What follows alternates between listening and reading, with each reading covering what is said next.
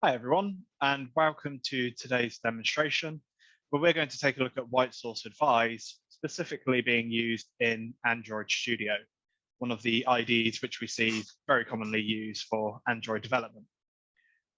My name is Luke Brogan, and I'm a solutions engineer here at WhiteSource. So as you would expect, we have support for all major IDEs, such as Visual Studio Code, Eclipse, IntelliJ, PyCharm. But there's some IDEs which don't have native integrations. So we'll take a look at how we can leverage either the unified agent as an external tool, or for results returned more quickly within the command line, we'll take a look at the CLI tool, which is available to us.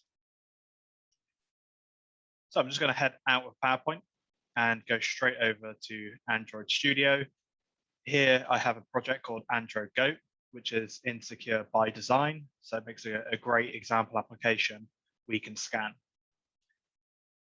All I need to do to get up and running is head over to File, Settings.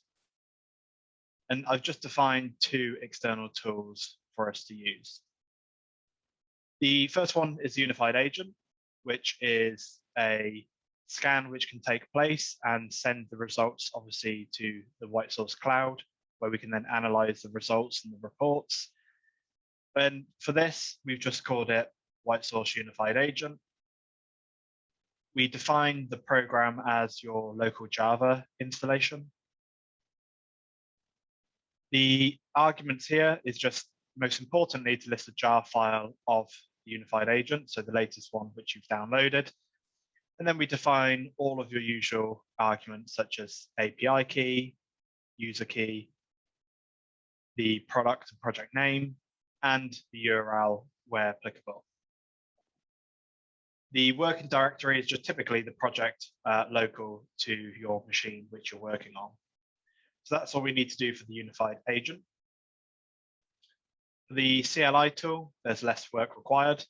We just simply download the WhiteSource binary, the executable, which is also available in Linux or Unix environments. The argument here is just to scan your local project file directory, which is defined here using these variables.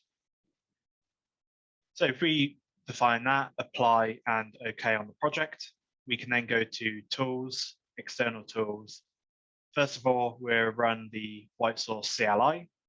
So this is great for immediate results which a developer might need within their IDE before they commit to the repository.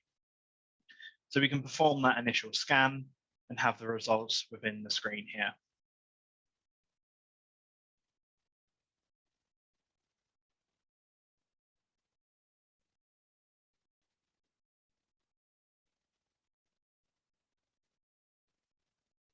We can see the scan has now taken place. So if I just scroll back up to the top, we can identify the dependencies in the project.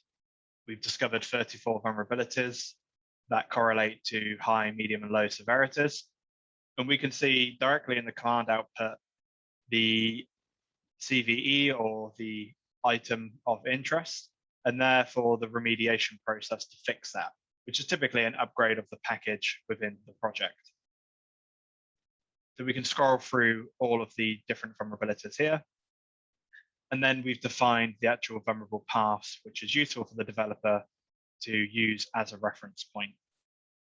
And finally, we exit with all of the license types consumed in the project. So you can have a summary of what's being utilized in terms of the licenses. Finally, for sending the results directly to the dashboard, we can head over to Tools again, External Tools, WhiteSource Unified Agent, where that will then execute for us within this project. And the only difference here is we're sending the results to the WhiteSource server. So we can see the scan has taken place successfully. If we head over to Chrome now, Android Goat, we can see the results are already displayed within the web pages here.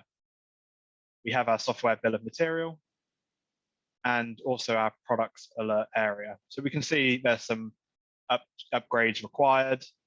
There's some multiple licenses which we need to investigate. Most importantly, we can see all of the vulnerability details here, which we can dive into and look at remediating. Hope you enjoyed that quick demo. Cheers, everyone. Bye-bye. Thank you for watching this presentation, and if you have further questions, please reach out to your WhiteSource representative, or you can visit our website for more information.